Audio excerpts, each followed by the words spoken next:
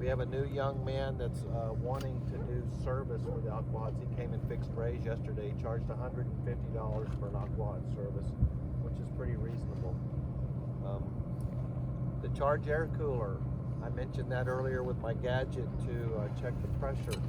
Charge air cooler, if you have one and you're not checking your turbo pressure, you really need to know that you've got pressure, because I've known 3 or 4 guys who were having problems and they didn't know their charge air cooler had a leak. You can see some black smoke. You won't really notice it. Series 60 has so much power, you won't notice much reduced power unless you're on a hill. But if it just doesn't have full pressure, it's not going to work nearly as well.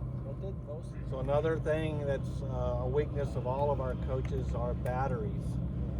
You get what you pay for. The higher quality batteries are usually better, as Lucas can attest to the Lifelines, AGMs. There's cheaper versions, of course. There's the lead acid that you have to add water. Is it important to have a battery watering system? Yes, because if you miss the watering, then you just toasted your new batteries. So the biggest thing is don't let them go dead and sit there. Recharge them and keep them charged. Yep. And if you park your coach where there's no plug-in, then come out and start it. Make sure those batteries come up. Because if you let a battery, I don't care if it's AGM or wet or sealed, you let them go dead, let them sit dead, might as well shoot them, because you just kill them. Yep. There was one guy that came to Q a couple of years and he always had problems with his batteries. He didn't realize there was a battery switch on the dash that you put it in the left position and it would charge the engine batteries. He never knew that. He just didn't. When the engine runs, it's supposed to combine it. It does. But when you're sitting out here, and then when it was ready to go, his batteries were always dead. Drove him crazy. Just a simple switch, and he just never even noticed it. What about lithium batteries? The lithium there's 3 vendors in the show that have them now. We have quite a few lithium batteries. This afternoon when we do our walk around, the first coach we're going to go to is Andre's coach and see Andre's lithium setup. It's right here, it's over there. Andre's English is a little bit, he speaks more French than he does English, and so we'll, comment allez-vous, très bien, merci, we'll get through that. Yes.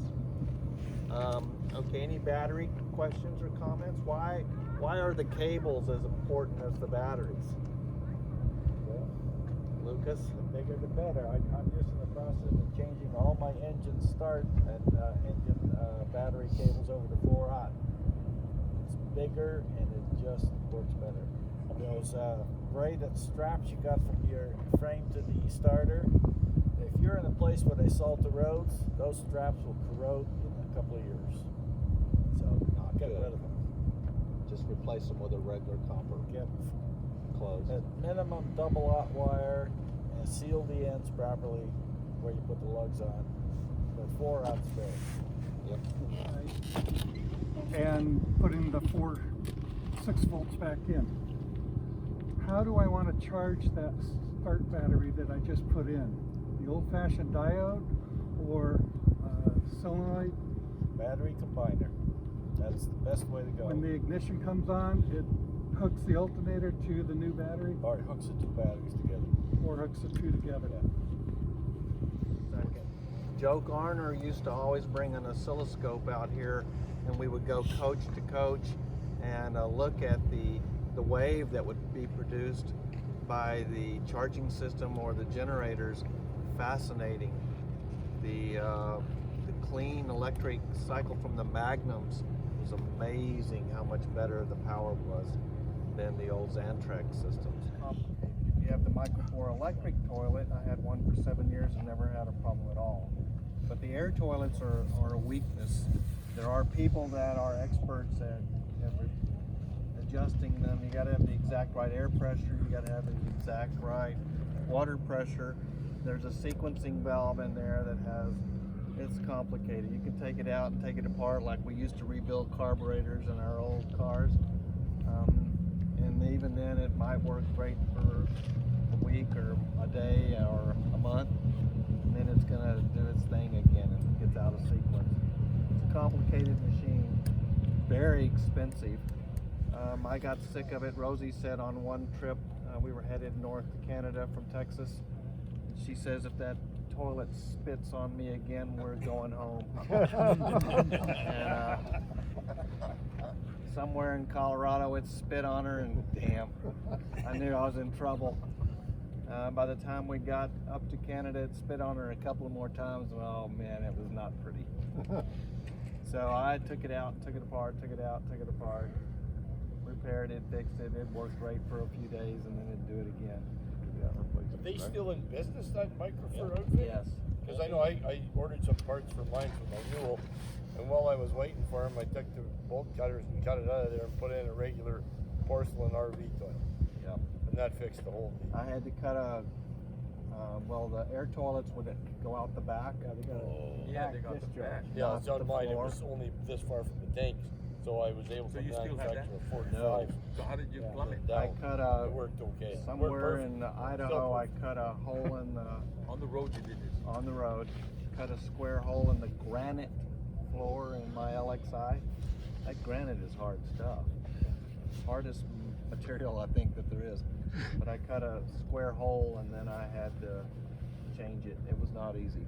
Yours was a direct drop over top of the tank. Nope. No, in the No. back. So you're talking plumbing and I had Oh, to you- I put a direct drop down about 6 inches, and then I had to go at a 45 over to the tank. Luckily, it wasn't but about that far away. See, our tank's on the other side.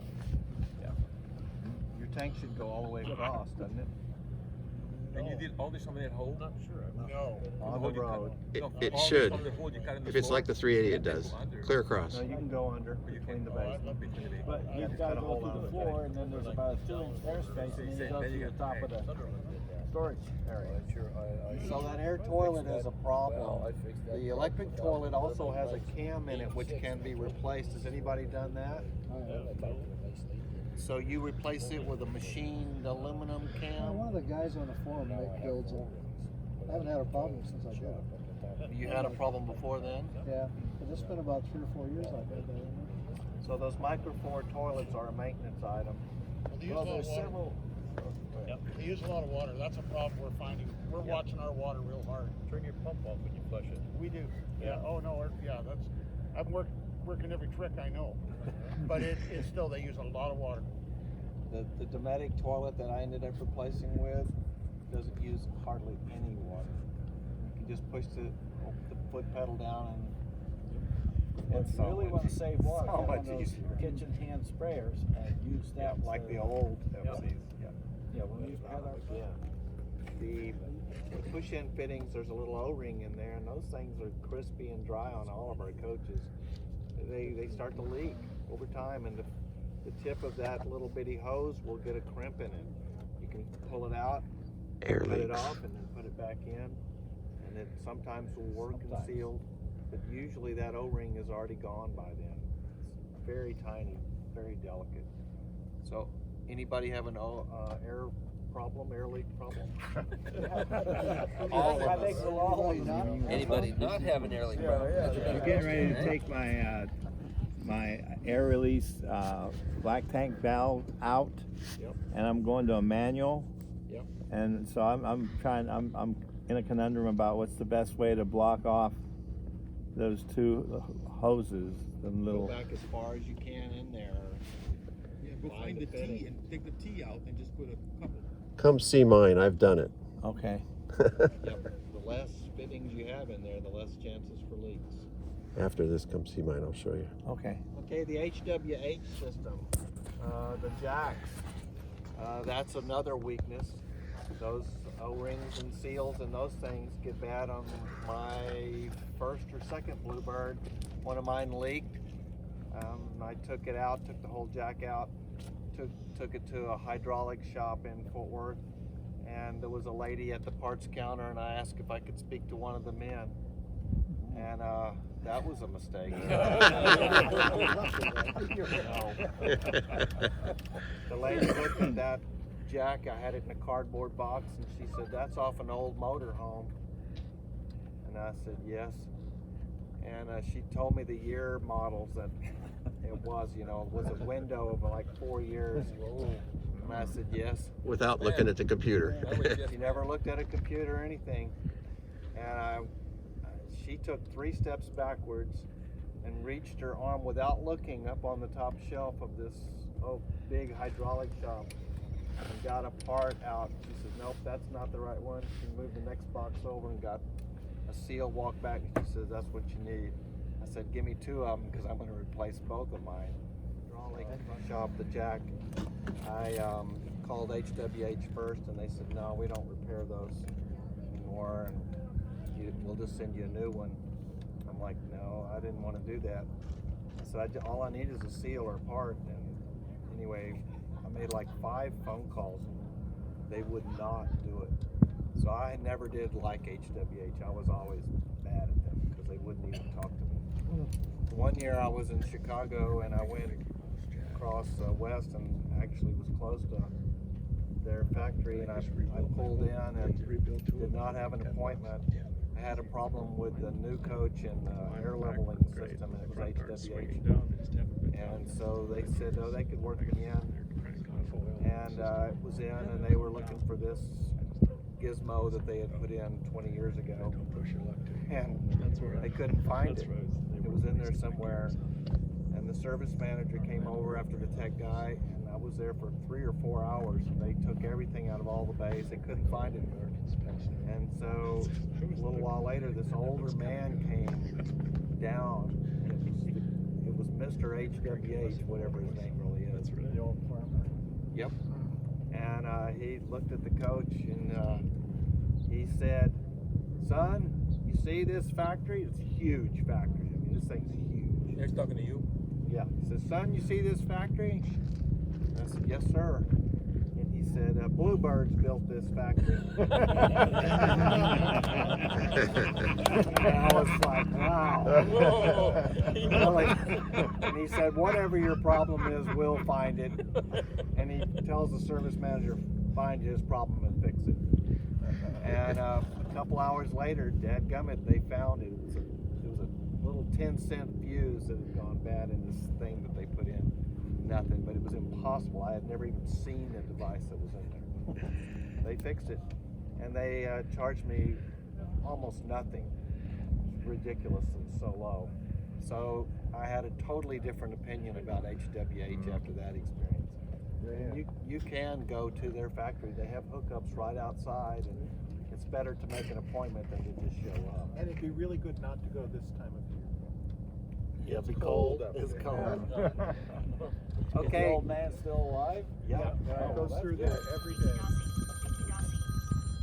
My sister, how funny. Okay, so let's adjourn, and then we'll get back at 1 o'clock, and we're gonna go. We'll meet here.